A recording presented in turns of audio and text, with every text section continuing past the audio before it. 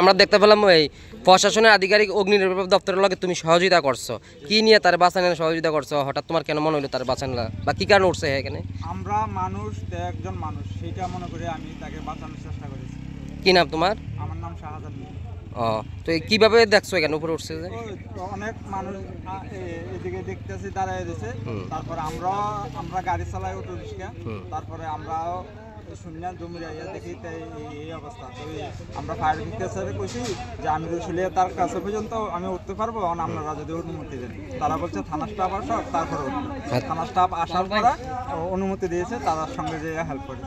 তাদের তালা পর্যন্ত উঠছে।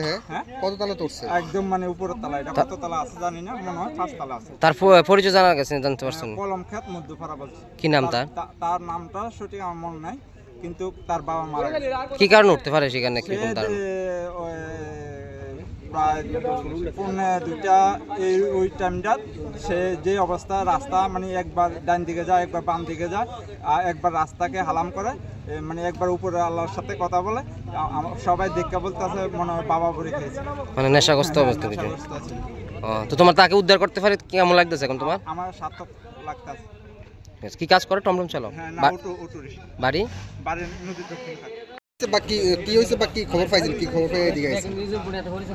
আমরা ইমার্জেন্সি মোবাইলে ফোন গেছে, সোনামুড়া বিল্লাল মিয়ার বিল্ডিংয়ের উপর একজন লোক আটকায় পড়ে আছে।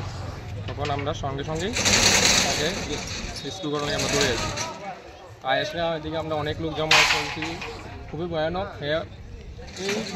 এই প্রথম 2য় নাম্বার, প্রথম 3 নম্বরে গিয়েছে আটকে হেরে খুব ভাইটাল দিয়েছে, আমরা রাখছি এখানে।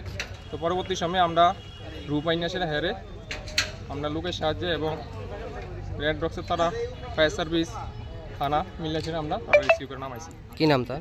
তার নাম হচ্ছে রুবেল হোসেন। কি কারণ উঠতে পারে কোন জানতে পারছেন? সম্ভবত সে মনে হয় নেশাগ্রস্ত অবস্থা ছিল। ওর বাড়ি কোন জায়গায়? কলম ক্ষেত। আপনাদের ফায়ার সার্ভিসে এখানে কি নেট জাতীয় বা এমন কোনো কিছু রিস্কের জন্য নেই নাকি? আমরা দেখলাম দীর্ঘ সময় আপনারা এসে দাঁড়িয়েছিল। এখানে নেটের কোনো ব্যবস্থা নেই, আমাদের শুধু রূপ লেডার এগুলি আছে। আপনারা উপরে জানিয়েছেন কিনা যে কোনো মুহূর্তে ইমার্জেন্সি মুহূর্তে আমরা কীভাবে আপনারা এই প্রক্রিয়া চালান, কাজ চালান? এখন আমরা স্যারের সঙ্গে কথা বলবো, তার সঙ্গে কথা বলে আমরা উপর লেভেলে আমরা আলোচনা করবো, আমাদের নেটের ব্যবস্থা করা হয় ইমার্জেন্সি দরকার। আপনার এই রেস্কিউর মধ্যে এই ছেলেকে উদ্ধার করতে, রুবেলকে উদ্ধার করতে কতটুকু সময় লেগেছে আপনাদের? প্রায় আমাদের 1.5 থেকে 2 ঘন্টা সময় লেগেছে। ঠিক। কীভাবে উঠতে পারে আপনার কাছে কি ধারণা হচ্ছে? সে কীভাবে উঠছে এখানে তো আমরা কোনো অপশান দেখতেছি না। তারপরে সে সম্ভবত বিল্ডিংয়ের কোনো কায়দা নিয়ে সে আস্তে আস্তে করে সে উপরে উঠেছে।